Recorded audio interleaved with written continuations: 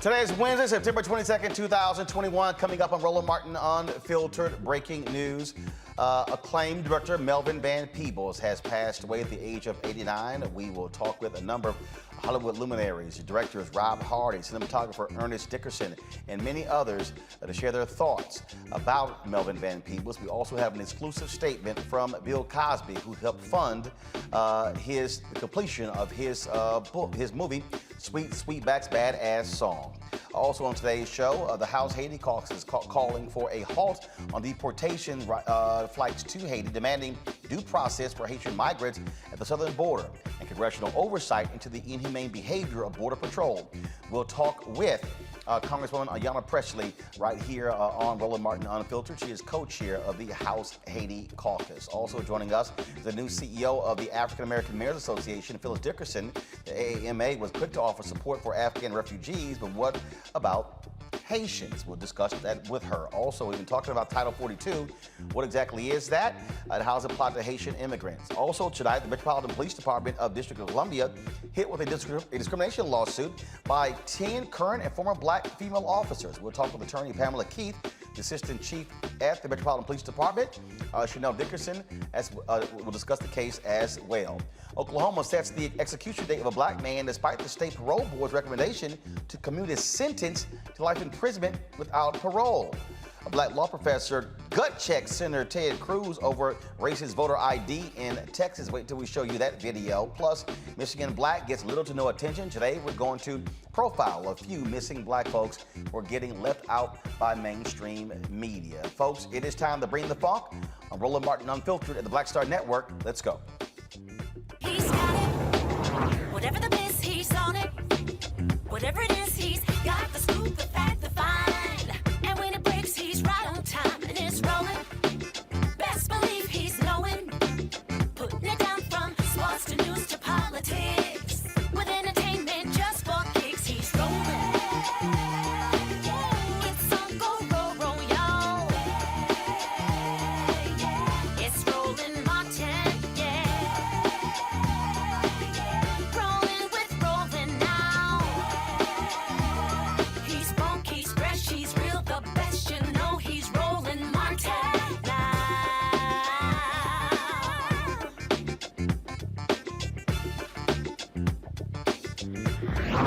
Martin!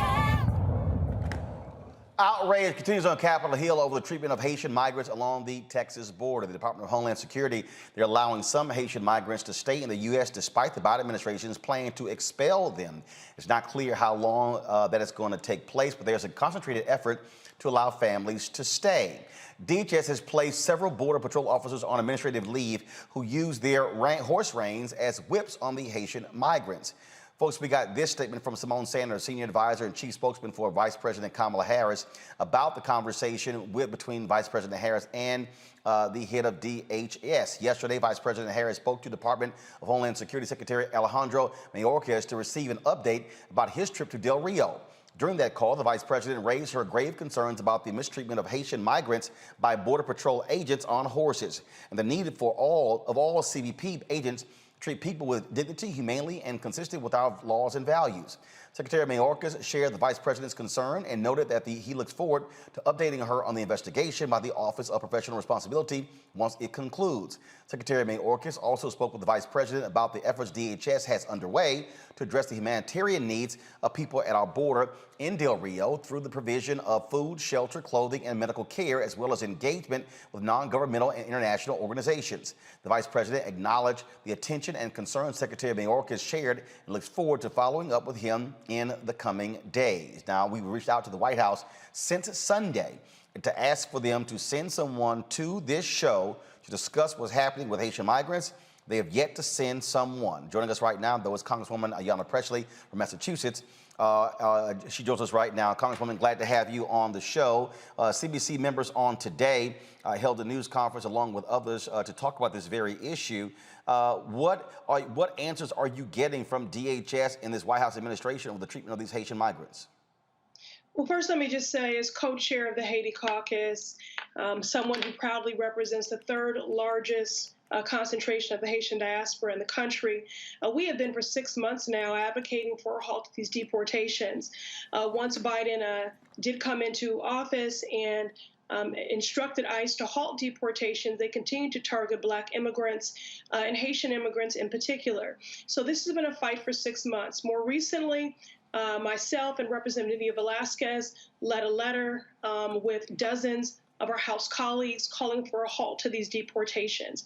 This is a humanitarian crisis, and our response should be one that is humanitarian, that is humane, and this is not. The cruelty is the point. We have seen some manifests of children as young as 3 years old being deported, and we know, given natural disasters, the recent assassination of their president, the ways in which the pandemic has ravaged the region, it would just be cruel. The entire region is unstable. They have made it clear that they cannot accept anyone back. And so we need a halt to these deportations and a repeal of Title 42, which was weaponized by Trump, and that is deporting in the interest of public health. This should be repealed. Again, this is a humanitarian crisis. We need to affirm due process for legal asylum. Again, asylum is legal. And we need to halt all deportations. I am still trying to understand, and this goes back to the administration of Jimmy Carter. Why are Haitians treated differently than Cubans? And no one seems to give me an answer. Well, I think the point here is that Haitian lives are Black lives.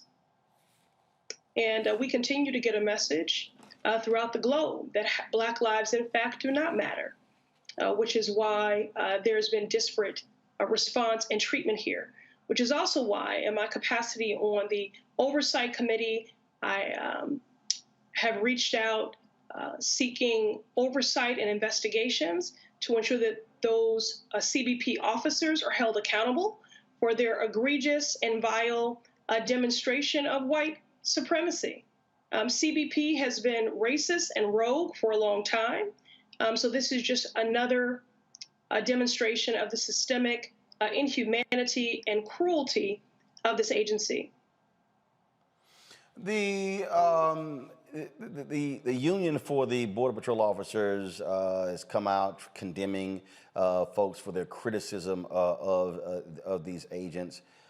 And I've asked the White House, is it policy in terms of for how folks are treated, yet to get an answer. Now you have, of course, you got folks on the right wing who are saying, no, these were not whips, they're horse reins.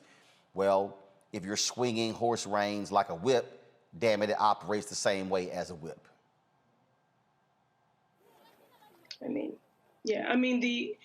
People keep talking about these images. It's important to, remember that these images are real people. These are not just images, but they are abhorrent. And what we have seen is it's unconscionable.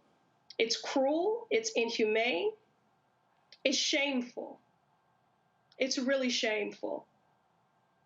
And again, when we were in the face of this so-called national reckoning on racial injustice in the country, many espouse that Black Lives Matter. It's moments like this, in tragic inflection points like this, where we should be standing up and affirming that that is, in fact, more than an expression, but that it is a fact that is codified in our policies.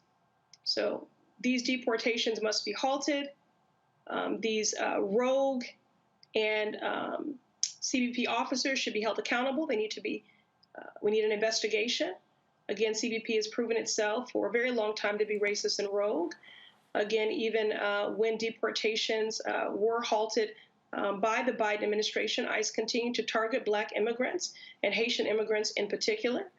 And so now we see ourselves where we are in this moment when Haiti is dealing with three conflated, very severe crises, which they have yet to recover from and will not for quite some time. Mm-hmm.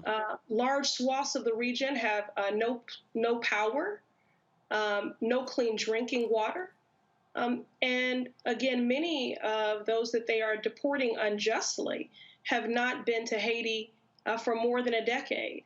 And the children have never been there. And certainly during a time of such great instability, uncertainty, and violence, and a pandemic ravaging the region, this is not the time. This is the United States of America. We have the capacity to do the right thing here and to affirm due process for legal asylum.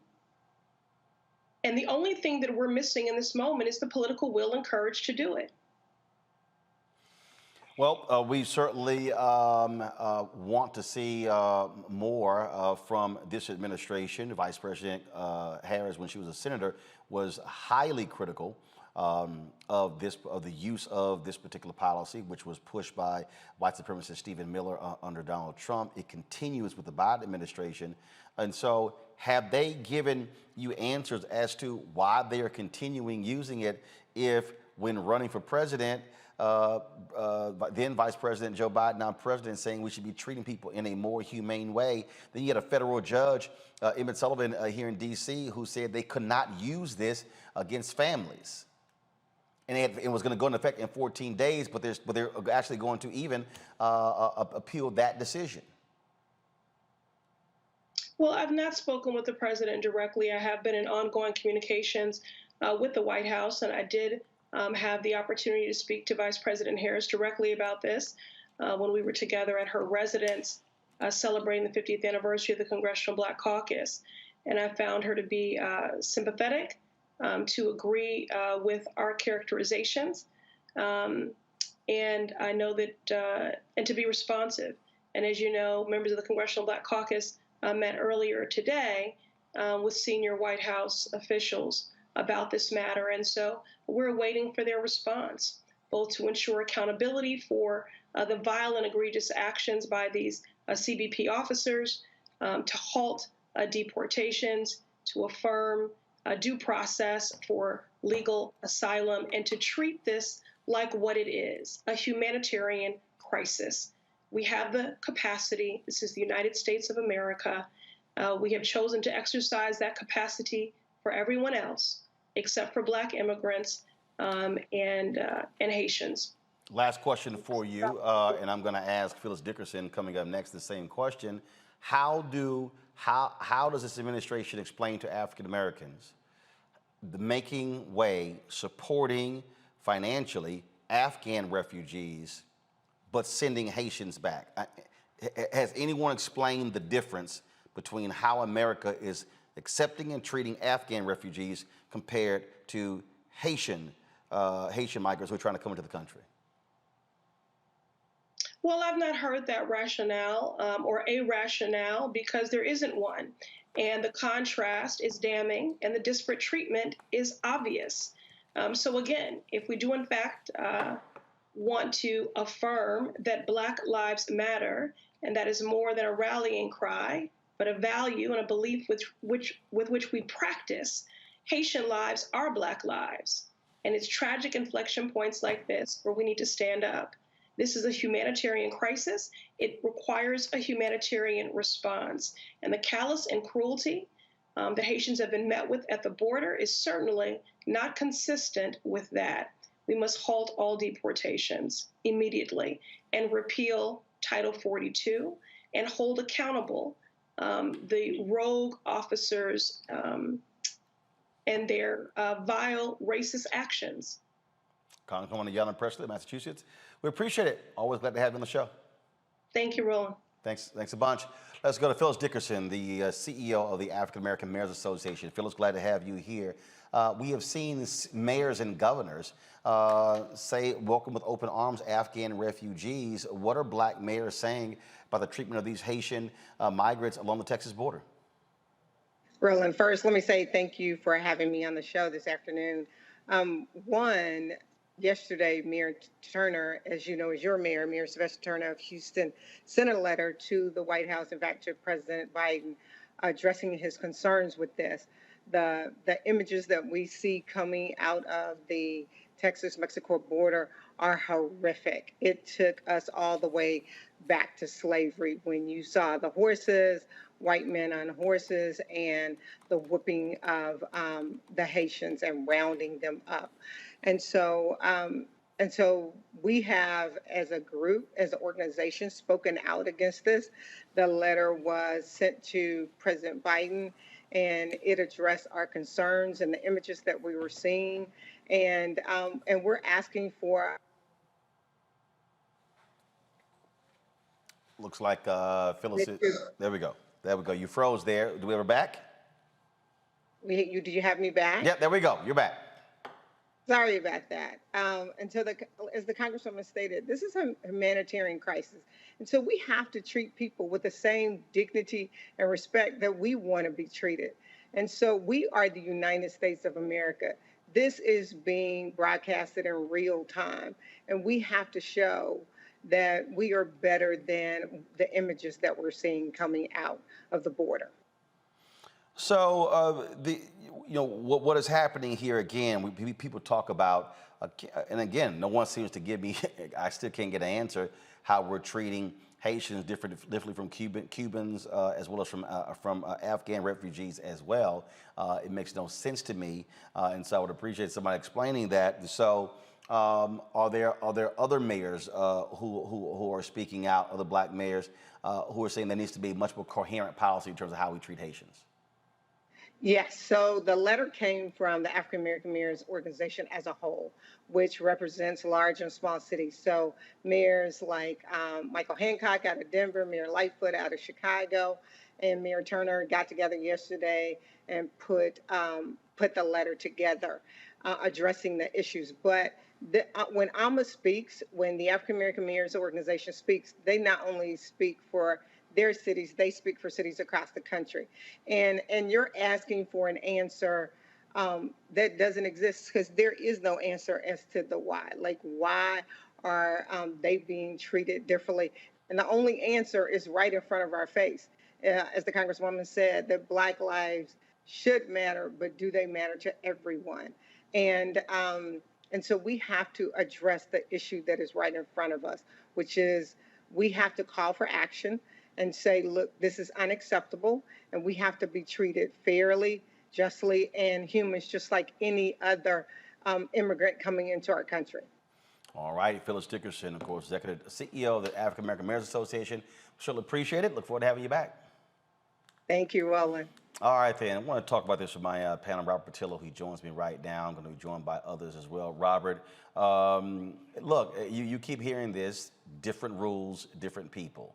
And it's been the case since President Jimmy Carter, how we treat Haitians compared to how we treat Cubans. Well, it's interesting. Growing up Haitian American in this country, my mom grew up in Conscoff in Haiti. We were there in the 90s when you had the quote unquote boat people that were the menace to America. We tried to figure out, well, why were they not being treated the same way as Elian Gonzalez, being coddled, being taken in by this nation? But then when you look back at the history of America, it is not simply since Jimmy Carter, since the inception of Haiti, that America has had one simple policy, which is to subjugate and keep down the entire nation of Haiti. And the reason for that is, and this was written by Thomas Jefferson, the fear has always been that if Haiti succeeds, then black people everywhere will believe they can succeed. The fear was that the revolution that started in Haiti would spread to the plantations of South Carolina and Florida and Georgia and throughout the South, and that they would start revolting and standing up and fighting back the same way that Desi Boukman and Toussaint Louverture and that Dessalines stood up to the French. And this is the fear that America has always had, and they have put this into policy for the last 200 years. People forget that the United States of America occupied the entire island of Haiti from 1919 until the mid-1930s. Even as recently as the Clinton administration, we saw the U.S. occupation from 1994 to 1997 during the reign of Aristide. When George Bush was president, he actually picked up Aristide with U.S. military forces, dropped him off in the Congo, and placed his own government in place right there. Not to mention the billions of dollars in earthquake relief that just disappeared thanks to the Clinton Foundation and many other non-government organizations after that natural disaster there. It has been the U.S. policy towards Haiti the entire time. This is just what was caught on camera. None of us believe that these are the first time that these road cowboys and bounty hunters rode around the Texas border, doing a Walker Texas Ranger impression, beating and whipping people, particularly Haitians and other African migrants who are coming into the nation. That is simply put the culture and the policy of America, and we have to demand more from the Biden administration because guess what? The largest Haitian population in America is in Florida, and if you would want to lose a swing state for a generation, have both the Cubans and the Haitians in Florida mad at you at the exact same time. And concurrently, we have to flex that muscle to ensure the administration understands that this is the end of this policy. We'll no longer accept disparate treatment to Haitians and other black groups of migrants for political purposes. The reason no one can give you an answer because the answer is right in front of your face is because they're black. And until we admit that and until the administration is willing to do something about that, this will continue for the rest of our lives. That is certainly the case, and we're going to keep talking about this here. And like I said, we've been trying to get the administration to send someone to this show to specifically talk about this. Hasn't happened, and that needs to happen. And I made it clear I'm gonna hit them, call them out every single day until they do, because what is being stated so far is simply insufficient with what is going on. And there is a process for asylum. The fact that they're sending people back and not even following that process just makes no sense whatsoever. And so this Democratic administration owes black people answers. They owe folks an explanation to what's going on. And guess what? You're not going to get let off the hook. It's as simple as that. Well, they're going to be right back in 2022 and 2024, and they're going to have the same old dog and pony show, the most important election of our life. Voting rights are on the ballot, this, that, and the other. But it's going to be very hard to pull that coalition back together that got Joe Biden elected. That coalition of young voters, first-time voters, African Americans, Latinos, women. You're not going to have the boogeyman of Trump on the ballot, and therefore you're going to have to put some points on the board. You put points on the board by passing things such as George Floyd Justice and Police Act, passing things like the John Lewis Voting Rights Act and For the People Act, but also doing right by Haitian Americans and understanding that this is the perfect opportunity to show where your administration is different than the Trump regime. Quit trying to prove yourself to moderate Republicans, quote unquote, thinking that's the way forward. They are never going to come back. They're never going to vote for you. They have not yet admitted that 2020 was even a real year, that it was a real election. So because of that, you need to be coming through for the people who supported you. That includes Haitian migrants, because in those southern states, in those swing states, it's not going to be forgotten images of cowboys on horseback with whips and lassos corralling black people carrying food in the middle of the desert. Those images are going to be seared in the next election, so there's going to have to be concentrated action. All right, folks, let's go to our next story. Here in D.C., the Metropolitan Police Department, they're being accused of systemic psychological abuse. 10 current and former black female officers filed a lawsuit claiming they were subjected to a male-dominated culture of race and sex discrimination and faced retaliation when they raised concerns about the treatment. Joining me now is Pamela Keith, attorney from D.C., Chanel Dickerson, assistant chief at the Metropolitan Police Department. Glad to have both of you on the show. So first and foremost, Chanel, first of all, I'm sorry, I'm going to Pam first. Pam, so just walk us through the lawsuit. When you talk about 10 current and former officers, how high up do they go in the department? Well, you have one of the highest in Assistant Chief Chanel Dickerson. She's not just one of the highest ranking African American women in the Metropolitan Police Department, but also just across the country. Chanel has something like 33 years of service, and as do almost all of our plaintiffs. We have 10 African American women officers. Only one has less than 15 years, and several have more than 30. And these are officers who are in specialized elite units, some who had retired and were asked to come back because of their expertise. And the story that they tell across the board, Roland, is a story of systemic denigration, of disrespect, abuse of power, and an EEO department that absolutely disregarded them and actually colluded with management to undermine them and their credibility when they complained.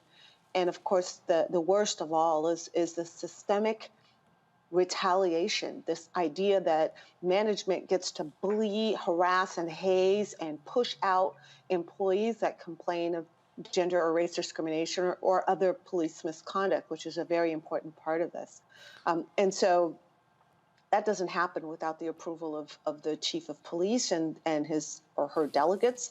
But it is an actual culture of the police. And once once they decide that you're persona non grata, they're going to push you out through death by 1,000 cuts. And these women have been subjected to that. They've had enough.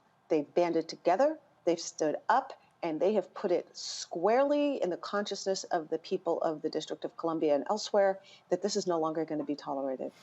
Chanel, it is never an easy decision for folks to actually file a lawsuit. And so share with the folks who are watching and listening what you have had to experience in this department and why you are part of this lawsuit. Thank you so much, Roland, for the question. I have been with the police department, as Pam stated, for a total of over 30 years. I started at 17 years old as a police cadet. And at 17, I was subjected to sexual harassment by older men under the police department who wanted to offer me money and clothes and items of value for sex. And we all know that no one under the age of 18 can agree to have sex for anything of value. And I asked to be transferred at that moment. And later I resigned and I moved away from the area, but I returned back at the police department in 1994 and became a civilian employee. But unfortunately in 1995, the lieutenant, my supervisor, started to sexual harass me. And when I complained to his boss, a captain, nothing was done. My lunch period was changed from 1 hour to 30 minutes, while other similarly situated employees kept an hour lunch period. And I had to sign in and out to go to the bathroom. I mean, sign in and out. He created a log for me to sign in and out. And my friends and I saw him often outside of my home in Maryland. He had no legitimate business to be outside of my home in Maryland, but he was just basically stalking me. I complained about it and absolutely nothing was done. Move on to me being a law enforcement officer in 1997. I became a sworn officer with the police department, and I was on the job training at the 3rd District. And once again, I was subjected to harassment. A lieutenant verbally abused me, told me the things that he wanted to do to me sexually, commented on my physical attributes, and a community member who witnessed the entire incident was so appalled, they wrote a letter of complaint, and absolutely nothing happened to him. And I later found out that he had a substantiated complaint against him, and they just moved him to another area of the department where he could actually abuse another woman. And then I ascended the rank. I've had, different situations at every level, but my current level as an assistant chief, I'm not exempt from it. I'm a Black woman. I'm Chanel Dickerson, a Black woman who happens to be an assistant chief of police. I'm often isolated, made to feel invisible, excluded from meetings, important meetings.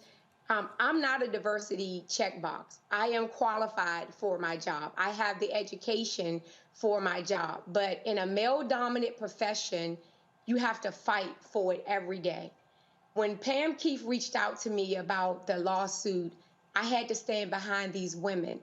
And people talk to me about the dire consequences or possible consequences that I could face for stepping up. This is unheard of.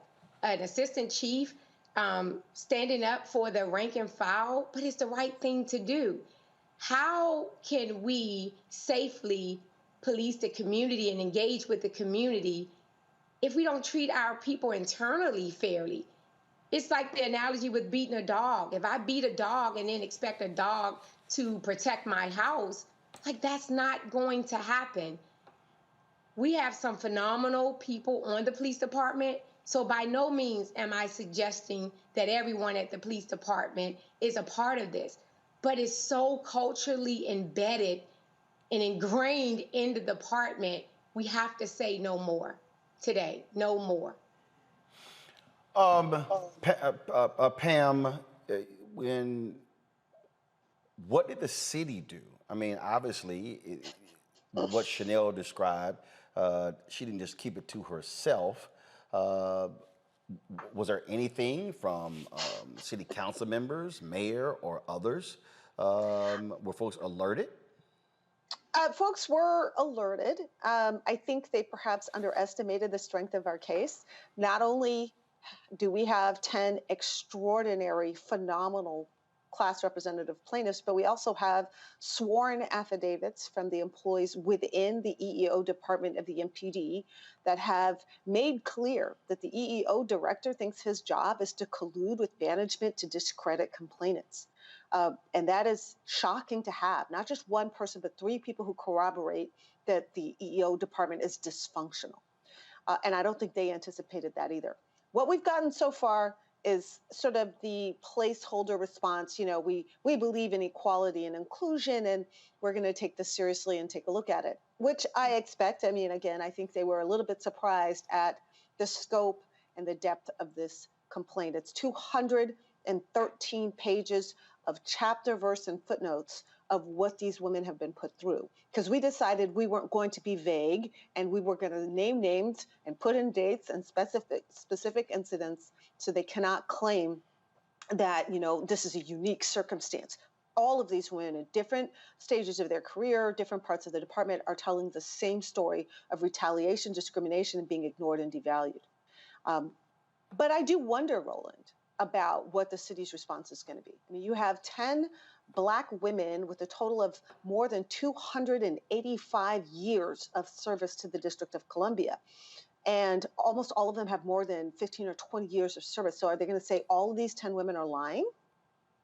Yeah, I guess they could, but not sure that would work. They could also say, well, no, they're not lying, but what's happening to them is not a big deal. That, you know, being treated this way is perfectly acceptable. Not sure that's going to be a winning strategy either. Or they could say, well, yes, it's bad and it's happening to them, but we don't want to do anything to stop it or change it. Also an option.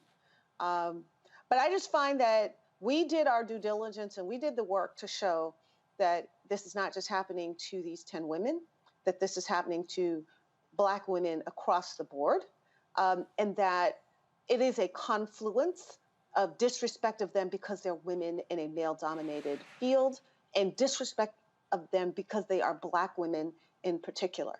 And this news broke today, Roland. Our office has been bombarded with calls of people who are seeking representation because they've been treated this way in the MPD as well. So, you know, we feel our case is very, very strong, and we hope that this is actually an opportunity for a mayor like Muriel Bowser and for the City Council of DC to be the transformative leaders that they claim to be. Chanel, final comment from you. Since you decided to go public with this and announce this lawsuit, have you been shunned? Have you heard from other women in the department who said, thank you for doing this? Has there been any response directly to you? Yes, it has been. People are calling both of my phones. I have 2 cell phones. Officers are calling. They're very emotional and crying. This case is bringing up a lot of bad memories. I have to admit, I suppressed mine, and this case actually brought up emotions for me. People want to know how they can get to be a part of this lawsuit. People want to know that they have, we have their support. It's an overwhelming amount of support. I'm getting it from clergy members, ANC commissioners, community members, men on the department, regardless of their race, are reaching out saying, hey, that was a power move, and I can't believe that you are risking so much to stand up for the rank and file, and we really appreciate you. It really resonates, the words resonate within my spirit, because I knew that it was the right thing to do. At the end of the day, if I stand up and I'm standing alone, but you're standing for what's right, how am I going to look myself in the mirror and sleep at night if I know that there's 9 other members? See, I can accept things happening to me, right, and not do anything about it. But how do you allow this to happen to 9 other women on the police department? And for 3 years, I was the highest ranking sworn female member on the department. And people look up to me. I felt like a fraud, so I had to step up. And I'm not worried about it. I haven't been shunned. I do not expect to be shunned. We really have a phenomenal police department, but we need to do better with this. So this is our opportunity to rally together. I would like the police department to acknowledge that we have gone through this, and let's work together to fix it and ensure that this never happens again. We can have a zero tolerance policy for discrimination, but we don't have a zero tolerance policy for retaliation. I would like to see that. Thank you. Assistant Chief Chanel Dickerson, Attorney Pam Keith, we surely appreciate it. Thanks a lot.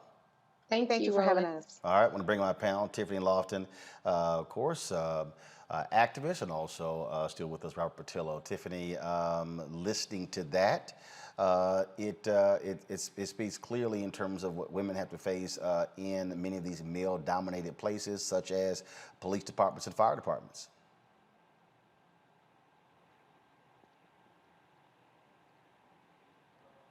Tiffany? Oh, I'm sorry. Repeat the question, Robert. I'm sorry. I didn't hear you. I said, what you just heard described there shows us what women have to face in male-dominated professions such as police departments and fire departments. Yeah, absolutely. I don't have too much to add. I'm still processing the stories that the ladies have shared, and the fact that there's not few places where they can share their stories and be heard. You know, after the Me Too movement, and after hearing a lot about what women have to go through and what I've had to go through and experience, there aren't a lot of safe spaces where women are able to have fair processes that trust them. So this is important for us to have this conversation, especially in the Black community. And we know that the injustices that exist are both policy fixed and also cultural. So I'm glad that you were able to at least have this on the show. The thing here is certainly disturbing, Robert, when you listen to what's described there, and also what stands out is how this department is going to respond when you also have a Black female mayor of Washington, D.C. Absolutely, Ron. I think the fact that you hear these stories and you see what went on last summer in the Freedom Summer of 2020 kind of pushes even further the need that we have to have for systemic police reform. Even when we look at the George Floyd Justice and Policing Act, it doesn't go far enough when it comes to instituting the types of reforms that are needed in policing departments across the country, not just to deal with the community and racial reconciliation issues, but deal with their own issues in HR, human resources, and how they treat other officers, particularly women, as was articulated earlier. My sister, my eldest sister, was a police officer in Charlotte, Mecklenburg for 20 years.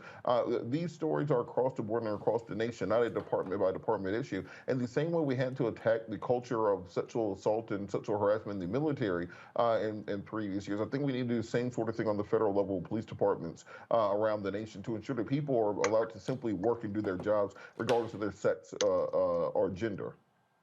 Well, we have not gotten a comment from the Washington, D.C. Police Department or the City of D.C., well, from District of Columbia, but we certainly want to hear their side of the story. All right, folks, this story coming out of Capitol Hill at the months of negotiations between Democrats and Republicans for police reform measures, there will be no deal. New Jersey Senator Cory Booker, a Democrat, told reporters he had a conversation with Republican negotiator Senator Tim Scott of South Carolina, indicating the talks were over. After Minneapolis jury found a white police officer guilty of George Floyd's murder, lawmakers in both parties expressed optimism they could broker a deal. They said they believed the verdict would provide new momentum to reach a compromise. It didn't. Big sticking point was that the police departments, the unions, and sheriffs did not want to see an end to qualified immunity. Tiffany, there was a point here where Republicans were saying that they could bring Tim Scott, Lindsey Graham, they could bring 20 to 25 Republicans on their side. Isn't it amazing how these things keep ending the same way? Nothing. And then you have Senators Kristen Sinema and Joe Manchin, who, if they would be against the filibuster, this bill could actually pass. It absolutely could. We know that for a fact. So this is really about the filibuster and about delaying the process for voting rights and a series of other things. Listen, politics is a game, and the constant excuse that we need to work bipartisan for, that we need to work across the aisle for an issue that is clearly bipartisan, when we're talking about democracy and we're talking about voting rights, to young people, it leaves a sour taste in their mouth. The parties don't think forward in advance. Young people are going to be some of the biggest turnout for 2022 in the midterm elections. And then as we gear up for the 2024 presidential elections, they are going to remember exactly who did what and who used the excuses to filibuster to not push these issues forward. Their jobs are on the line, and more importantly, their parties are on the line. And so when we think about like how people are saying and playing this game, it's been all year after the pandemic where folks have not pushed these issues forward, blaming each other, pointing the fingers, trying to say that they need to get their friends on their side, and then also talking about the filibuster. And I just want people to like have a bigger context for what this means in the long run for elections. People are going to suffer, and communities are going to suffer, but more importantly, our politics needs to bend down to the democracy of young people who are going to hold their feet to the fire if they don't do what they're supposed to do for our communities. Robert. You know, I think the Democratic Party sometimes has to be stuck on stupid. It's as if they do not want to win, that they have no interest in actually doing anything for their voting base that would actually encourage them or give them any reason to continue supporting them. They're like the Falcons, basically. They go out there every Sunday, you root for them, you think they're going to do their best, and they keep losing. And they'll find a new way to lose no matter how they lose the last time they lost. And what Democrats have to understand is, look, without African Americans, without young people, without progressives, you cannot win. So when you allow someone like Joe Manchin and Christian Sinema to basically tank police reform, when you had protests in 20 cities around the country, when you had international support in every part of the globe from New Zealand to China to Iran, were protesting for George Floyd, you cannot get a bill passed after that. This shows you how broken the system is. I don't blame Republicans because Republicans are going to do what Republicans are going to do. But when you look at the fact that even if they did get rid of the filibuster, they did not have 50 votes within their own caucus to pass the bill. You were not going to get Manchin. You were not going to get Sinema. From my sources, there probably were at least 5 other Democratic senators that would not have supported the George Floyd Justice and Policing Act because they are so well supported by the police unions and the First Order Police. And this just shows the corruption in our political system. And this is why so many people check out of politics, because if you do all the things they tell you to do, you give them the House of Representatives, you give them majority in the Senate, you give them the White House, you knock on doors, you register to vote, you do all those things, and you get absolutely nothing out of it. Meanwhile, as soon as the Republicans get elected, they have a $1.5 trillion tax cut and they're building the wall, and somehow government just works different for them. So unless Democrats are going to get on their horse and start passing some bills, 2020 is going to be a tough year for them. But here's the deal, though. We say Democrats, what do? A U.S. senator can do whatever decision that they make. It passed the House. Democrats in the House did their job. Okay, what now? I mean, it's really 2 people who are really holding it up. Look, let's understand something.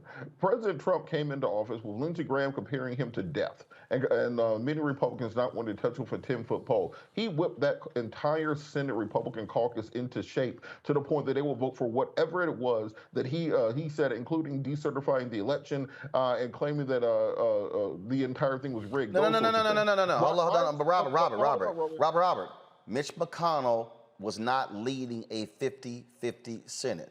He was leading a 52-48 Senate. So they did not have the same dynamics as the Democrats did.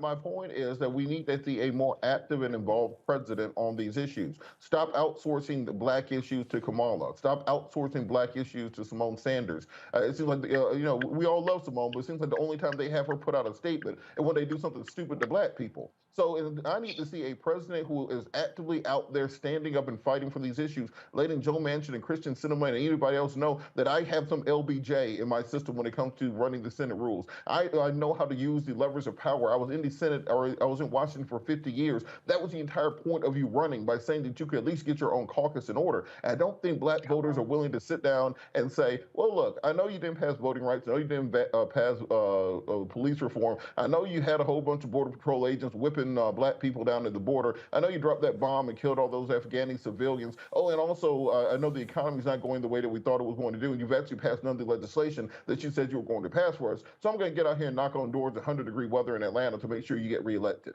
That's just not the way that things work, and they know that's not the way that things work, and they're going to get up off their butts and do something about it. Otherwise, they're going to find themselves in a very poor position going into 2022. And it is going to be a problem, Tiffany. It is going to be a problem going to voters to go, what the hell did you get passed?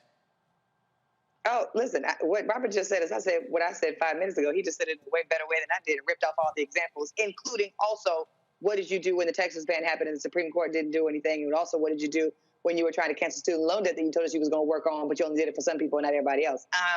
As an organizer who has been doing for the last 10 years that door knocking that Robert just got finished talking about, it is entirely difficult for me to go and talk to regular folks and knock on their doors and say, hey, we need you to vote.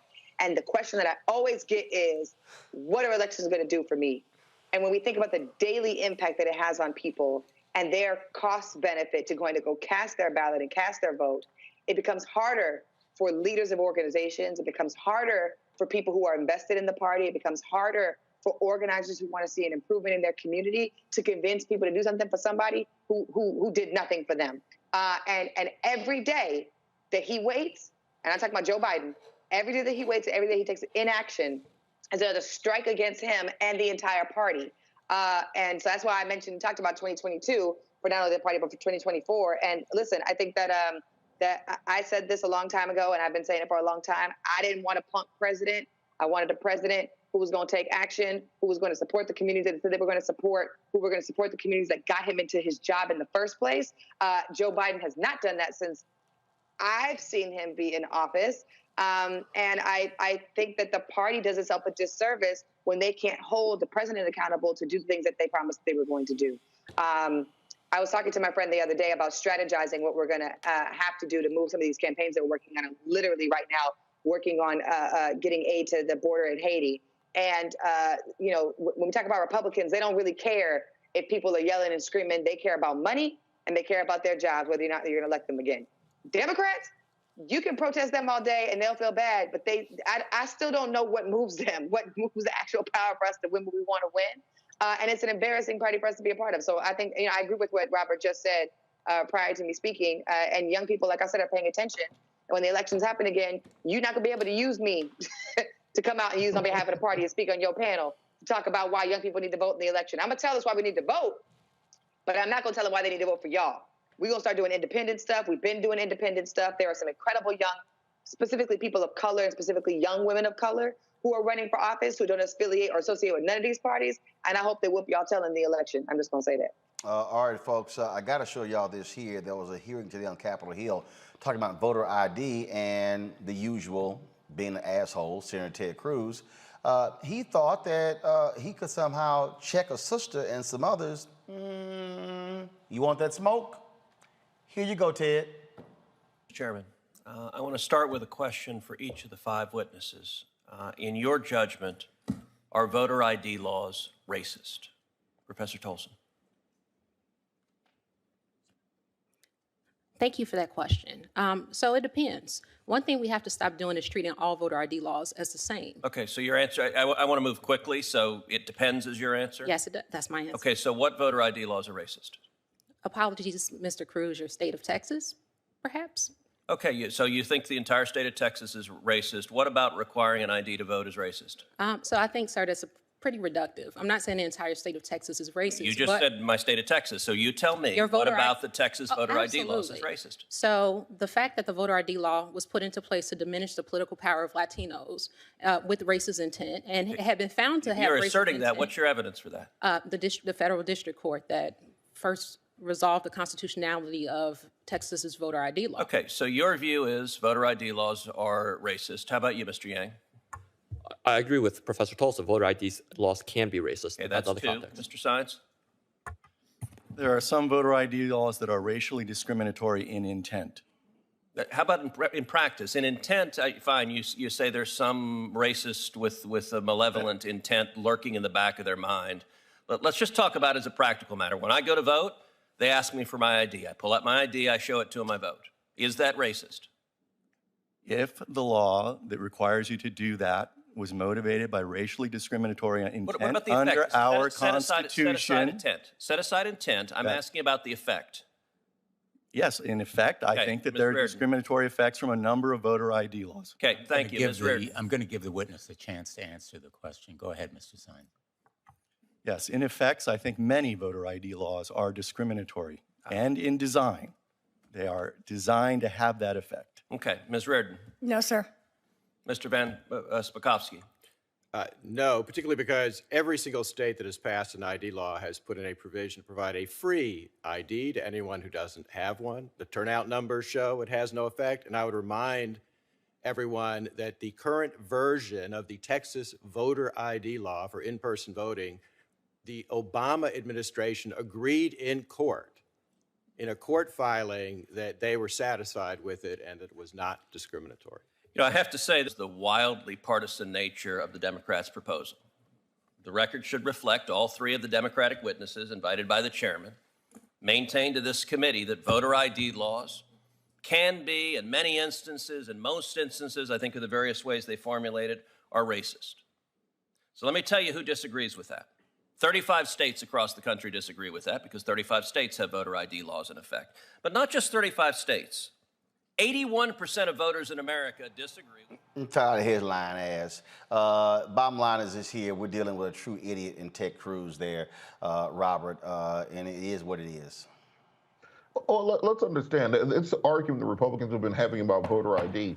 It was made for absolutely one reason, which is that you can look at the maps. Right about the same time the Republicans stopped winning the popular vote is when they started pushing these voter ID laws in the mid-'90s. After the Reagan Revolution, after George W. Bush, they saw the demographics of the country were changing, and therefore we started seeing the first rollout of voter ID laws in the mid-'90s. 1997, Georgia got its first voter ID law, and even at that time, you could use your light bill, your water bill, any public utility, those sorts of things as identification to say who you are and where you are. When that was not strong enough to get them in power, that's when they rolled out the 2005 voter ID. And this is what we saw sweep across the nation then, which were the more stringent voter IDs, many of which were struck down as being poll taxes, such as the Georgia law, which was struck down in 2006. And now we are in our third wave of voter ID laws. The entire idea, as Reverend Jackson likes to say, is about skimming. It's not about making sure that every single person can't vote. It's about ensuring that 1 out of every 100 people does not have the right to vote. 1%, that's all it really takes to win an election. Donald Trump lost the state of Georgia by 11,800 votes, 80 votes per county. So the fact that all it takes is to make one out of every 100 people inconvenienced or putting a barrier in place to stop them from voting, that's all that they need to do in order to win elections. That's why Republicans in the Senate represent 41 million fewer people than the Democrats. That's why Republicans have not won the popular vote in the last 17 years. That is why in the House of Representatives, Republicans will represent about 50 million fewer people than Democrats because they no longer need to win the majority of the votes. They simply want to mess with the rules, play around with the referees, and win on a technicality as often as possible. And that's what voter ID is about. And we know exactly what these frauds are all about, Tiffany. And yeah, they are racist. We know what the intent is, Ted. Yeah, we know what the intent is. We know what the impacts of it are, and we know how it's shifted the election results for the last couple of years. But what's interesting about the clip you just played, Uncle Roland, is that we are watching Ted Cruz fight on whether or not he is being called racist, whether or not the state of Texas is being called racist. And what I think that does for the other audience is that it moves them to decipher whether or not they believe he is being racist or he's not being racist to help his election in the future. This is about the impacts of voter ID laws being racist. This is not about whether or not Texas or he is racist. And that game he just played, where he tried to survey everybody and say, well, do you think it's racist? Do you think it's racist? Do you think it's racist? I think is a strategy that he's using to distract people from the impacts of what voter IDs do, how it has disenfranchised communities of color, and how it has helped the party, and also how there's actually no need. There's no need for voter ID laws, period. There's no need for them. Everybody should be naturalized to vote. You shouldn't have to re-register. Texas during the pandemic made it very difficult until the end of the last 2 weeks of election season made it very difficult for anybody to register to vote online during the pandemic. Yep. During the pandemic. Nobody was able to register to vote online during the pandemic. Very few states quickly turned around and said we could get people to register to vote. And so the nature of that conversation, that discussion he just had, totally distracted everybody from what the actual problem is and why voter ID why voter ID laws are a problem. And instead, let's talk about racism because I'm a white man and y'all keep calling me racist and y'all not gonna win that fight. And I'm sick of him. I'm sick of him doing it. Absolutely, folks. Got to go to a break. When we come back, we'll celebrate the life and legacy of the great indie director, Melvin Van Peebles. He passed away today at the age of 89. We'll talk with director, producer Rob Hardy, cinematographer Ernest Dickerson. We'll hear from Reggie Hutlin and others, including Will Packer, as they share their thoughts about how Melvin Van Peebles changed the game for Black Hollywood and a whole generation of African-American directors. That is next on Roland Martin Unfiltered, streaming live on the Black Star Network. I believe that people our age have lost the ability to focus the discipline on the art of organizing. The challenges, there's so many of them and they're complex, and we need to be moving to address them. But I'm able to say, watch out, Tiffany. I know this road. That is so freaking dope.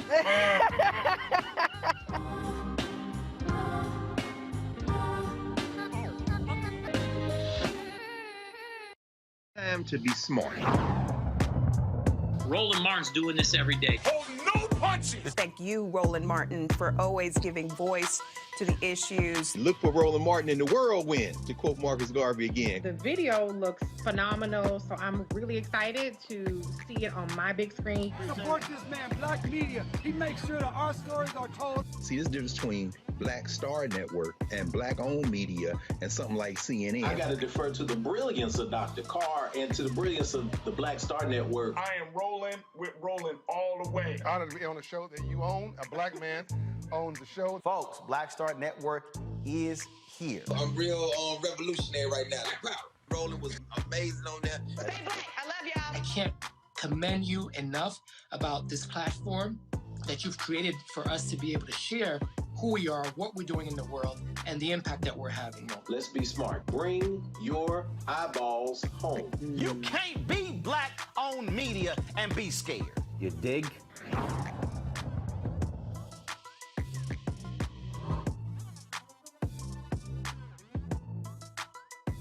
Yo, what's up? This your boy Ice Cube. What's up? I'm Lance Gross, and you're watching Roland Martin Unfiltered.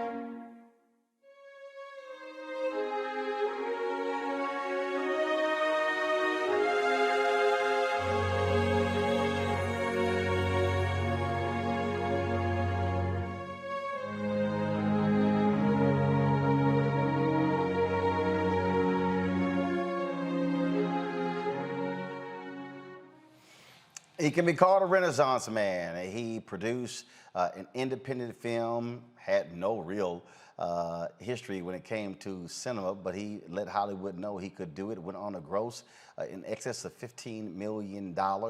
Hollywood was shocked and stunned at that, unfortunately.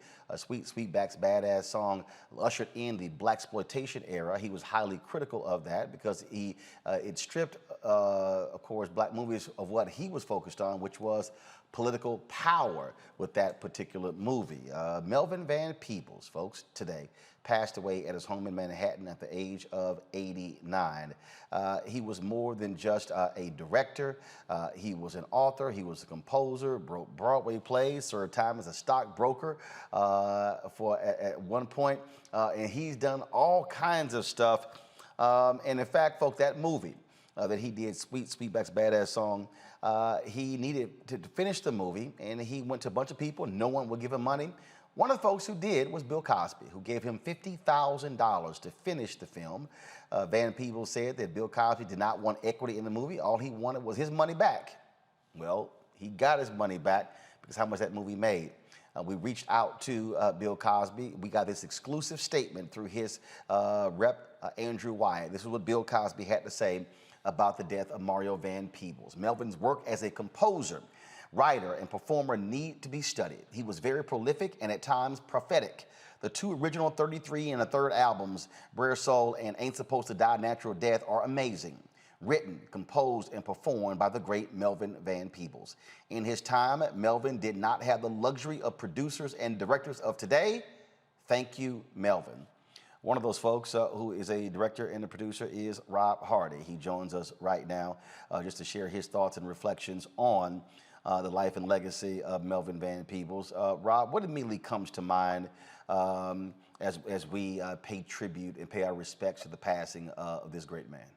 You know, I think of him as just an innovator. You know, a lot of people refer to him as the father of modern day black cinema.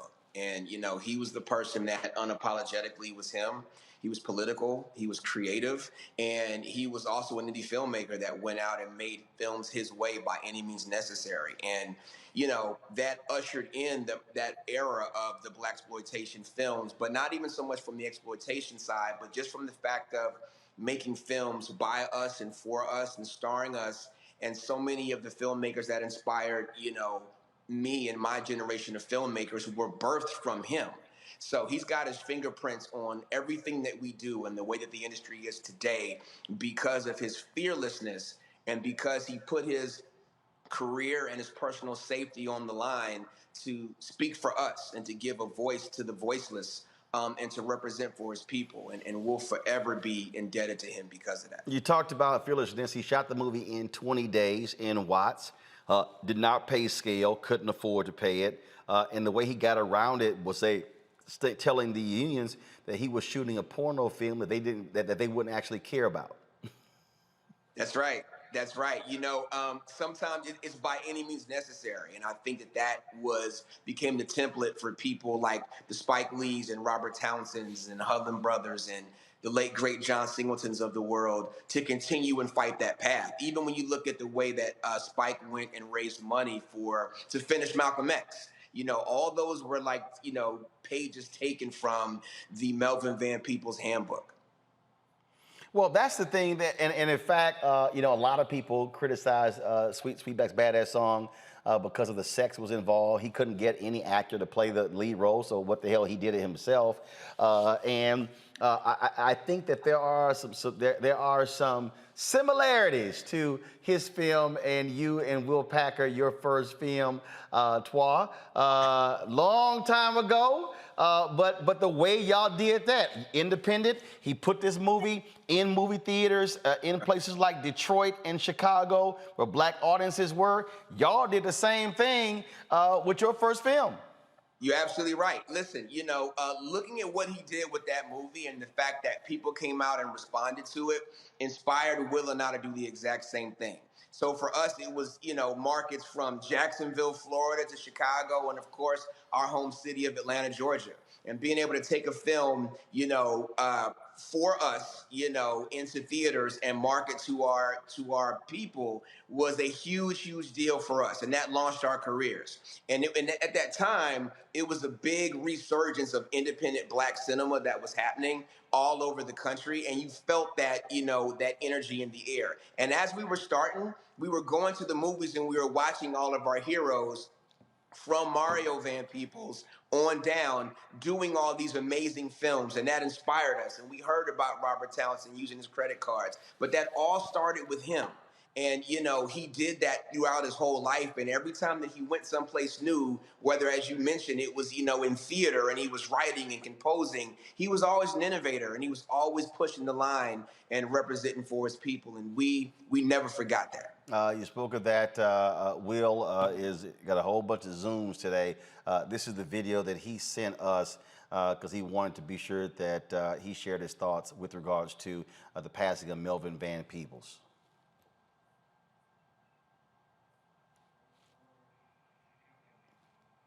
Let's see here. Not sure What's going on with the audio? Audio's up, folks.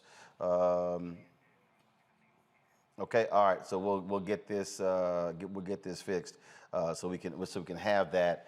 The other thing that I think here, how much he was self-taught. He did not allow the lack of knowing something stop him from living his vision.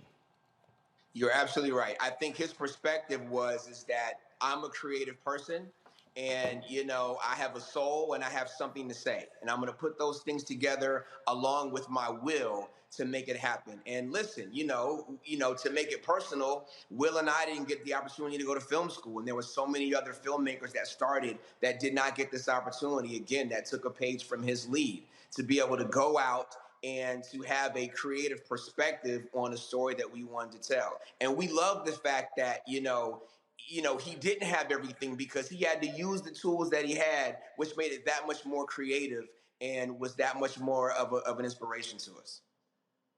Absolutely. Rob Hardy, we surely appreciate it, man. Thanks a lot for joining us and just sharing your thoughts about the great Melvin Van Peebles.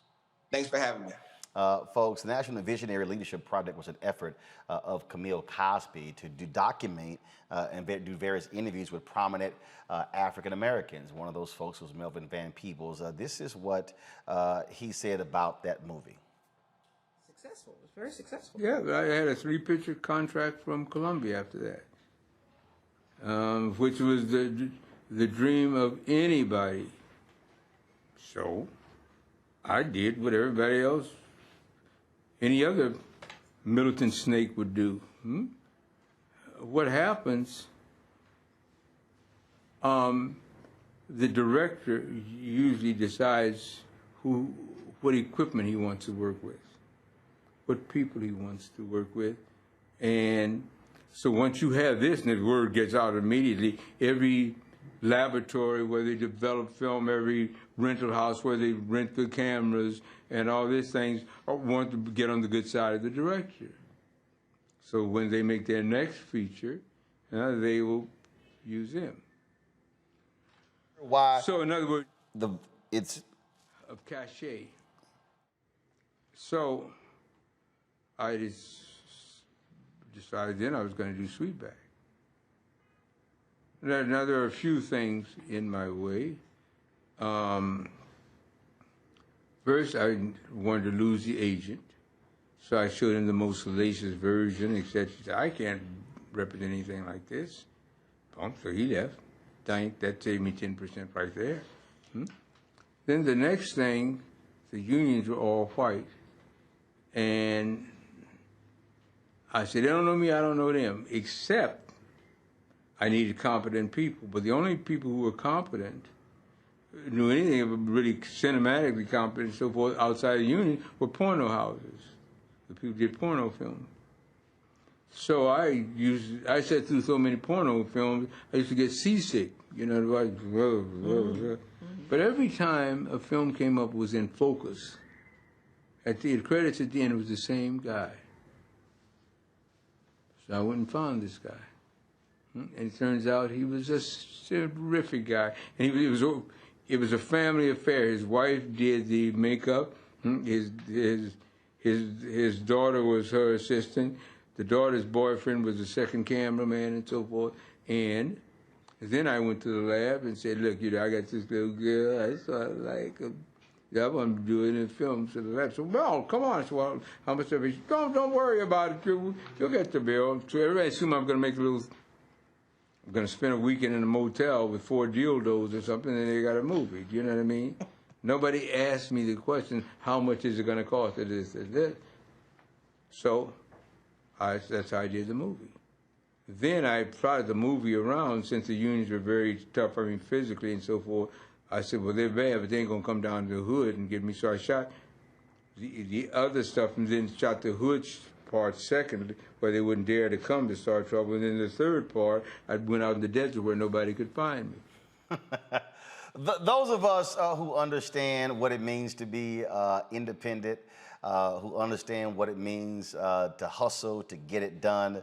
Look, great appreciation for a Melvin Van Peebles.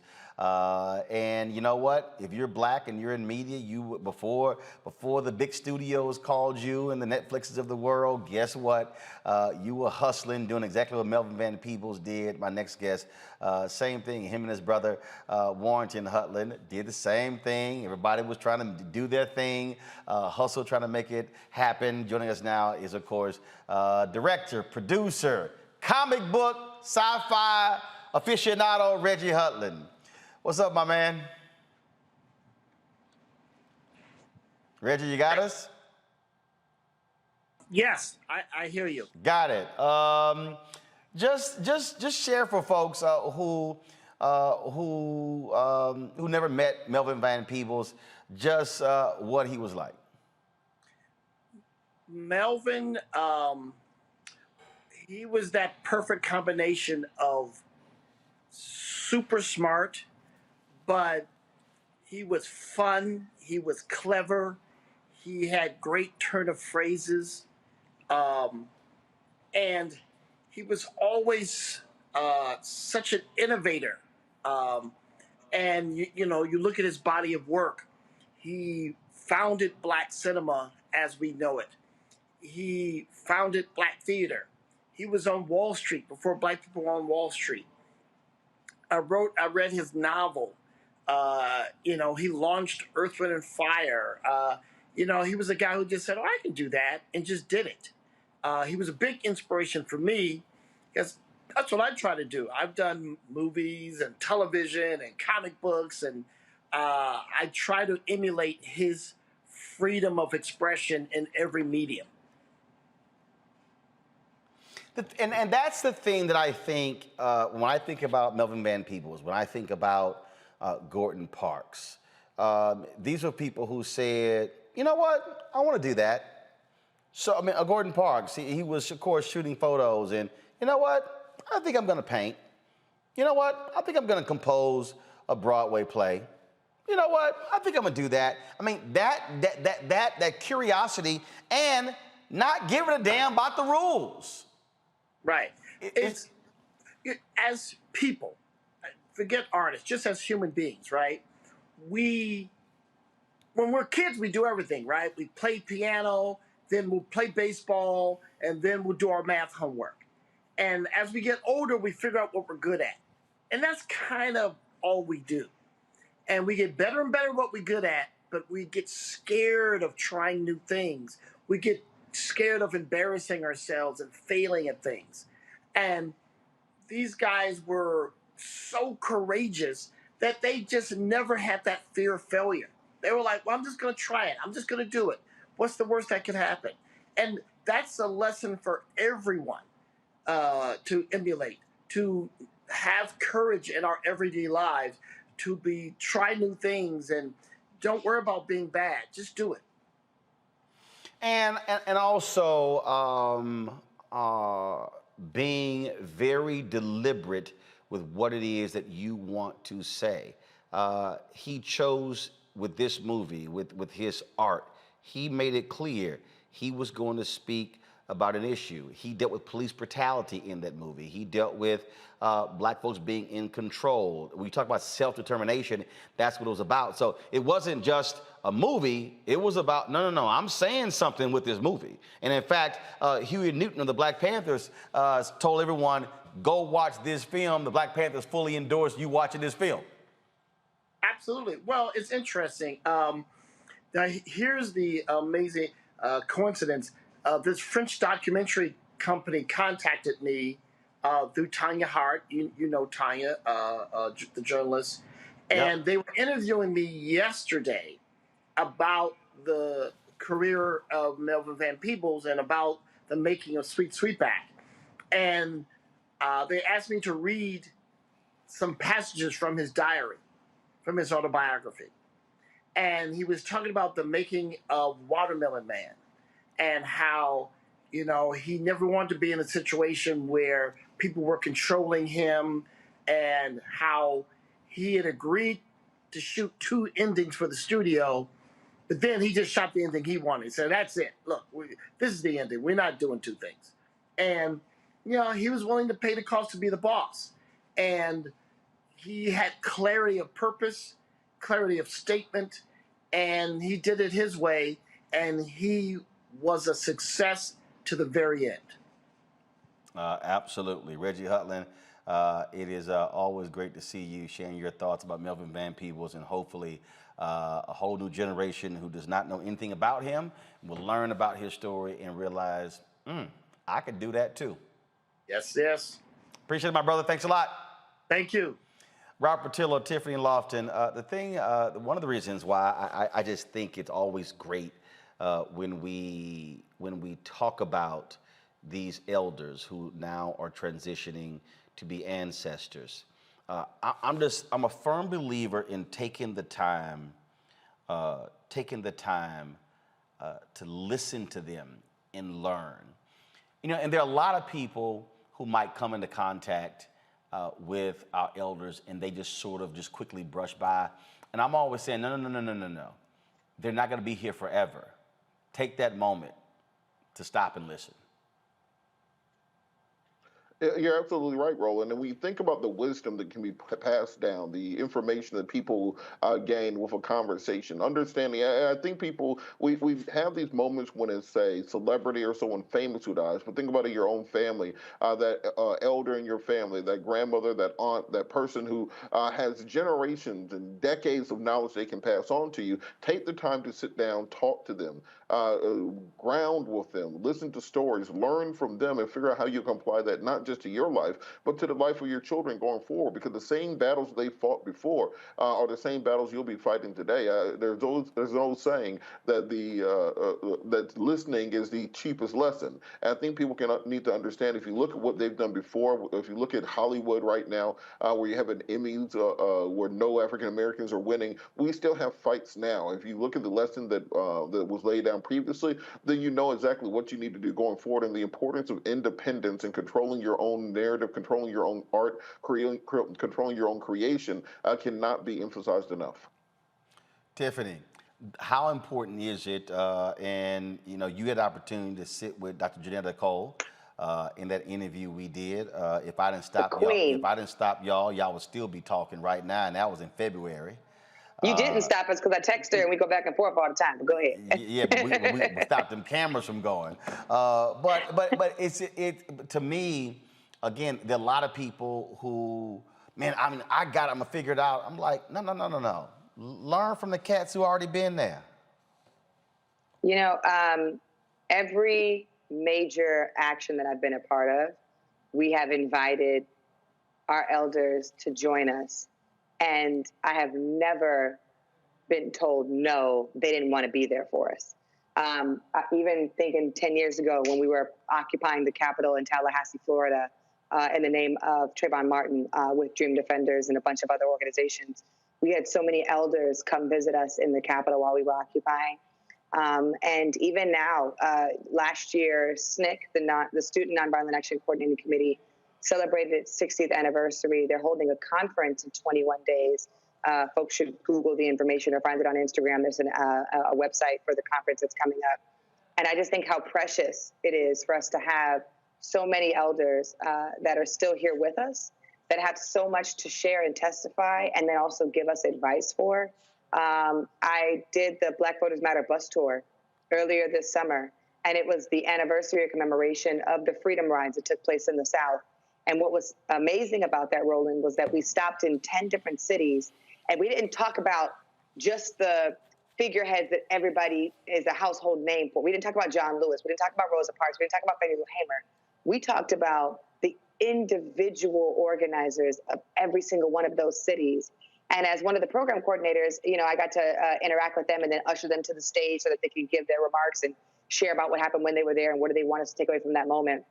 And specifically being in Memphis, Tennessee, for the rally in Memphis, Tennessee, there was an elderly woman who was there who was one of the Freedom Riders, who's still here to this day. And she said, "Look at me, young lady." And I said, "Yes, ma'am." My family's from Louisiana, so I just have a different level that I was. "Look at me, young lady." "Yes, ma'am." She said, you will remember the stories. You will remember when it happened. You will remember how it made us feel. You might not remember our names, but you will remember the work. And that's all we ask. We want you not to honor us as individuals, but to acknowledge what we went through and never forget your history. And I was like in program mode. I had my little walkie-talkie. I was like, I had the little agenda, and I was like, yes, ma'am. Even my work at the NAACP for the last 3 years and the elders who are there, there's so much wisdom that is available to us. It's unfortunate that folks learn about the wisdom after folks, like you said, transition to go be in glory.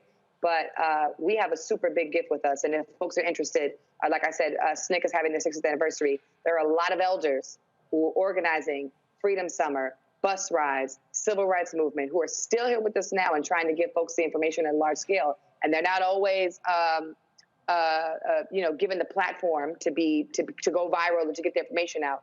But thankfully, because we have shows like this, we can talk about Black people, we talk about our folks, and our people are having a conference, and we need to show up for them and get all that knowledge, because history repeats itself. A few weeks ago, we were in Robert, go ahead. No, just to piggyback off of that, I do want people to remember to don't just start remembering people after they pass. Give them their flowers while they're still here. For example, Reverend Jackson's being released from his Parkinson rehabilitation today, so I want to give a shout out to him and give an update on him coming back to us and making sure that we see these people who have fought for 75 years still fighting today to give us the energy that we need to fight back against the Joe Manchin and Christian cinema. Also, we have the Rainbow Plus Conference coming next month, creatingopportunities.org. Absolutely. And folks, a few weeks ago, we were in Los Angeles doing a variety of interviews. And one of the folks we sat down and talked with was Mario Van Peebles. During that conversation, of course, as he always does, he's always invoking his father. And he told the story of his dad taking him to a bar mitzvah and what he learned from his father about the experience. Watch this. The things that my dad saw in me, he said, okay, I know how to deal with Mario. He's an ambitious cat, so I know what I can do with him, but that's not the same thing I can do with his brother. One size fits all. Parenting doesn't get it. And how many siblings you have? I have a brother and a sister. Got it. Yeah. One size fits all. Parenting doesn't get it. So he was able to. I'll give you a case. Let me tell you one quick thing. This happened to me. I was writing a book on it called Free Thinker about my dad and my mom. I never knew what my dad was going to say. Smart cat, man. My sister and I were in LA once, and he said, I want to take you guys to a bat mitzvah. We said, what's a bat mitzvah? He said, it's a celebration, and part of it's a religious celebration and a coming of age thing, and I'm going to bring you. So my sister and I went, and they were these little beautiful Jewish kids, kind of nervous, kind of nerdy, and standing around, no one dancing. And me and my sister could dance. We looked like the Jackson 5 at the time. I had a big old afro. She had a big red afro. So we turned the music up, talked to the DJ, and we got out of the floor. We tore it up. And my dad was watching. And after we were dancing for a while, he said, come here, I want to talk to you. We thought, what's he going to say, He said, I love y'all, but I'm very disappointed. Because you two are beautiful. And you know you're beautiful, and you know you can dance. But you're not bringing out the beauty in the other people. There's two things we love about people, Mario and Megan. We love who they are, and we love who we are with them. You'll never know what that man who had been to Auschwitz was thinking, or that little Jewish girl is thinking, because the way you're dancing is so intimidating that they're going to just watch you and applaud you, but you're not bringing out what they applaud in themselves. So you guys are going to miss out, and I'm disappointed. So did he want y'all to bring them to the Brother, dance we floor? went back out. Let me tell you, we went back out. My sister got the old man up. I got the girl up. We got everybody up. And the guy wound up funding my movie years later, the kid who's bat mitzvah. Wow. You got to bring out the beauty in others. See, you see what I'm saying? And my dad understood good allies come in all colors. They don't just look like you or vote like you. Don't leave love on the table. It's funny. I'm going to share a few more clips from that interview of Mario Van Peebles talking about his dad, Melvin Van Peebles. Right now, I want to go to director, cinematographer, the guru of the look of films, Ernest Dickerson. You've seen a lot of the work he's done with Spike Lee and others. He joins us right now just off the set. Ernest, just share your thoughts with the folks watching and listening about Melvin Van Peebles. Well, I'm shocked. You know, I mean, I lost a brother last week, and I lost a father this week. Melvin was a father to us all. He was the force of nature who was the godfather for all modern filmmakers. You know, he was the one that started it back with Sweet Sweetback. But even before that, you know, he was an accomplished artist. I remember I first heard of Melvin when he did an album being Brer Soul, and listening to some of his music and some of his word stylings, and he was also an accomplished playwright. You know, I saw the play Ain't Supposed to Die a Natural Death when it played. So he was a force of nature. He was an inspiration to all of us, and can't believe he's gone. We were talking to Rob Hardy earlier about Melvin Van Peebles and how, look, folks had to learn the hustle and how he made the movie and how he was fiercely independent. And, you know, you got a lot of folks who want to be accepted into the traditional Hollywood system.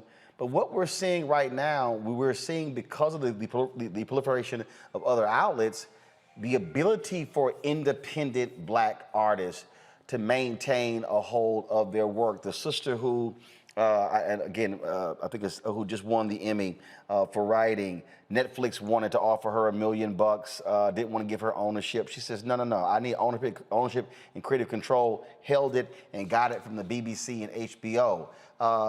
You know, he was about, no, I'm gonna do this my damn way. And there's a cost to doing that, but there's still something about being able to have complete control. Melvin was almost like a modern Oscar Micheaux. You know, Oscar Micheaux was doing it on his own terms as well. You know, getting it out there the best way he could. And when Melvin made Sweet Sweetback, it was revolutionary. He did it on his own terms. He did it, you know, raised the funds for it and everything else. But everything that he did was cutting edge. Everything he did was always, you know, stretching the medium further. You know, something like Watermelon Man, the way to have Godfrey Cambridge made up as a white guy was pretty strong stuff for the year that it came out, which is, I think, maybe around 68, 69. But yeah, he was a genius. And you know, not only in the art, but also financially. You know, I think he also had some success on Wall Street, if I'm not wrong. Yeah, he was for a time he was he was a trader on the floor of the New York Stock Exchange, the only Black. I mean, that was in the '80s. So he was like, you know what the heck, I'm just a stock trader. Yeah, yeah, an amazing, you know, like I said, force of nature, and he was unstoppable. Indeed. Until now. But he's still with us. His spirit is with us. He's not stopped. He's going to continue to inspire us as long as we're in it, as long as we're lasting, as long as we're here, carrying on his name. Absolutely. Ernest Dickerson, my brother, I appreciate you joining us, sharing your thoughts and reflections about life and legacy of Melvin Van Peebles. Thank you for having me. Yes, sir. Here's what Melvin Van Peebles had to say about being a pioneer to the National Visionary Leadership Project. How do you feel about the overall, what's going on in terms of the variety, in terms of what Black directors are doing, not doing? Any feelings at all about? Nope. There's something like, no, I don't know my job. To have feelings about, the one thing that overshadows or that trumps everything, I think that a large part of it is possible to make it possible. Okay. Now, Spike Lee is very clear about being inspired by you. that you have meant a great deal to him, artistically. Does that make you feel, I don't know, is it a positive feeling to be revered in that sense? Absolutely. Beats the burnt stick in the eye. Look, we can go around a little. I'm the Rosa Parks of the industry. Okay, boom, over and out. Again, you make it seem really simple, you know, but being the But the is he ain't. I is so far. Somebody says, "Oh, Rosa Parks got onto the bus and helped us all." Duh. What are you supposed to think about that? It's true. It's true, yeah. And then I know. So when something's true, fine, okay. Okay. And but with the caveat, many times things are true. Now what happens? Early on, after Sweetback of this and that, everybody was being touted as the beginner or the this or that. I mean, they were going to do an article about the people, me and Richard Roundtree and da-da-da-da. I said, well, wait a minute, guys, we ain't all in the same category here. Well, but you were going to do, there's a thing called drown the fish. Do you know what I mean? No. And so we're doing an interview. I said, wait a minute, you don't do an interview about Kubrick and Corman. What the hell you doing one about me and such and such? Huh? Well, so, no, go ahead and do it without me. You know what, Tiffany, I love about that? His whole deal is, okay, fine, I did it, next.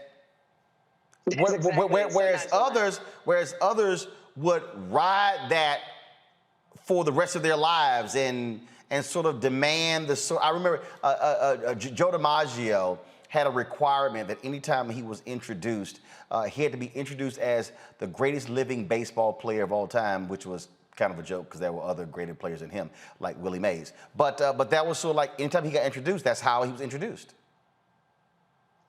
There was so much humility in that. It was almost a little scary because I don't know the last time I've ever seen somebody say, "Listen, okay, yeah, I did all that. I understand what I did. Let's move on. What else you got to talk about?" And you could hear the interviewer say, "What? Well, No, like, damn, I thought I was gonna get like a great answer out of it. Now I gotta ask something else." She didn't know what to do. She was stuck. She was like, "What? You realize who you are, don't you?" He's like, "Yeah, okay, I'm Rosa Parks of this industry. Okay, keep going. What else?" And all of us are like, "No, you can't move on from that, sir. You're incredible. You're amazing." I think there's so much humility in that. And in addition to all the other things that people are going to learn about him, I think that's one of the things in that clip that I'm just going to take away for the rest of the day of like, it's not about me. It's not about me. I think that's beautiful. Rest in peace and praying for his family in this transition. I think that's beautiful. This is what Spike Lee posted on Instagram. Spike said, "I am so saddened by the loss of my brother Melvin Van Peebles, who brought independent black cinema to the forefront with his groundbreaking film, Sweetback's Badass Song. He personally signed this poster to me. Melvin was a big supporter of my film career. He even showed up to the set of Do the Right Thing. Damn, we have lost another giant." Here's the video, folks, that we promised earlier of director-producer Will Packer. Van Peebles was an icon, the godfather of contemporary black cinema, period. There would be no Will Packer. There would be none of the many other contemporary black filmmakers that we have today. We're all his sons. We're all his daughters. He blazed a trail that we're all following. We're all following his trail. Thank you, sir. Rest in power. Legend. It was interesting listening to Melvin Van Peebles answer that question in our interview with Mario Van Peebles. He shared this funny anecdote about Melvin Van Peebles and Sidney Poitier. Interesting, when I remember, because you started this by asking about my dad, Sidney Poitier presented my father with a Lifetime Achievement Award. And so you hear Poitier, and then Melvin Van Peebles comes up. And my dad took the words, thank you, brother. He said, put the music on. We just gonna dance. And him and Portier started dancing. He said, we've done enough. We've talked enough. We've interviewed enough. We have earned it. Let's dance. In fact, all of y'all get up and dance with us. And that was it. That was it. He's like, I ain't giving a speech. No, that was it. I think remembering, and that's part of the joy of it, is remembering to have fun. That right there, Tiffany. First of all, that sounds like something, Tiffany, that you would do. Let's just go ahead and just dance. Let's just, we ain't got to get no speech. You probably would do a headstand on the stage. That's something that you would do. Yeah, You know me too well. But living in the moment is what I got from that. Like, okay, yeah, we gonna celebrate, talk about me. Let's all. He wanted something bigger than that. I think that's so beautiful. You're absolutely right. I would have did some stuff like that. I said, all right, y'all cue music, DJ, drop that beat, did a headstand in whatever outfit I was wearing so that we can have a good time, because that's what it's about. We don't get a lot of that. Folks, it's about me, credit. And I think that, young people, I'm 32, young people, we get so excited when we learn new things. And to hear Spike Lee and to hear Will Packer and everybody else talk about how much of an icon he was to them, and then some of them are our role models, we're like, oh, there's levels to this. And we got work to do to learn who these people were, and it's unfortunate that we lost a giant in that transition for us to know about them, but there's so much more that there is to be learned about him. I would have definitely done some stuff like that, but you gotta live in the moment. You gotta live in the moment. This is the tweet from Sally Richardson. I've just heard that this dear special man has passed away. Melvin Van Peebles was my father in my first big movie, Posse, and also a filmmaker that paved the way for me and many others. Mario Van Peebles, I'm so sorry for your loss, my friend. Love you much, and prayers for the family. She posted that about 40 minutes ago. And so you see the likes of Terry Vaughn, Mara Akil, and others commenting there on her page. We have another soundbite here of Mario Van Peebles talking about his dad's epic film, Sweetback's Badass Song. It's when Melvin Van Peebles says, okay, I made my little movie Watermelon Man. It was a comedy, cool. But now I'm gonna make a film called Sweetback. I'm gonna fund it myself. I'm gonna have a multiracial crew. I'm gonna own it. And you make a movie and say, I got a new band called Earth, Wind, and Fire in this movie. And you make the movie that becomes the top grossing independent hit. You never got another job offer after that. And I said, Daddy, why? You could make a movie, Sweetback, that made $15 million when it was $1 a ticket. That'd be like me and you going off and making a movie that makes $150 million today at $10 a ticket. I said, why wouldn't you get another job offer? He said, son, if you go into a pool hall and everyone counts on the fact that you can't play pool, and you play along with it, and scratch and fumble, and then you whoop ass and take all the money, you can't go in the same pool hall again. The pool hall is called Hollywood. Mm-hmm. They don't like that. So you have to understand that sometimes that means, Roland, and I know you know this already, that you have to be bold enough to do it on your own. Not everyone's gonna be cut from that cloth. That's what a revolutionary is. I think that's probably the best way we can end tonight's show, the tribute to Melvin Van Peebles. He passed away today at his home in Manhattan, surrounded by his family, at the age of 89. There's no doubt more tributes will be pouring in, talking about him, talking about his life, his legacy, and we certainly appreciate that. And folks, what you saw there was portions of the interview that I did with Mario Van Peebles. It is for a one-on-one show that will be called Rollin' with Roland, that will be on Black Star Network, which is one of the reasons why we do that. In the spirit of a Melvin Van Peebles, it's independent. Don't have to ask anybody's opinion, don't have to ask anybody's permission to do it. We just do it. We own the cameras, we get on the plane, we go make it happen, and we tell our stories. And that's why it's important to do so. And so, I don't know, matter of fact, I saw a tweet earlier, my homegirl Heidi Barker, I've known her for years with NABJ. She tweeted this She tweeted this, wondering if any of the big three network news shows covered the death of Melvin Van Peebles tonight. And here's the deal, folks. We don't worry about what they do. The reality is, we know they are not going to dedicate 45 minutes or an hour to paying tribute to Melvin Van Peebles. But that's why we have Roland Martin Unfiltered. That's why we have the Black Star Network. Because as the first black newspaper, Freedom's Journal, said on March 16th, 1827, we wish to plead our own cause, too long have others spoken for us. And so this is about us being able to tell our story, for us being able to celebrate in our way our former elders who now transition to ancestors. So we want you to download the Black Star app. It's on every available platform: Apple, Android, you have Apple TV, Android TV, Roku, Fire Stick, Samsung TV, Xbox, all of those platforms. You can also join our Bring the Funk fan club. Every dollar you give goes to support this show. Cash App, $RM Unfiltered. PayPal, R Martin Unfiltered. Venmo is RM Unfiltered. Zelle is Roland at RolandSMartin.com. Roland at RolandMartinUnfiltered.com. And you know what?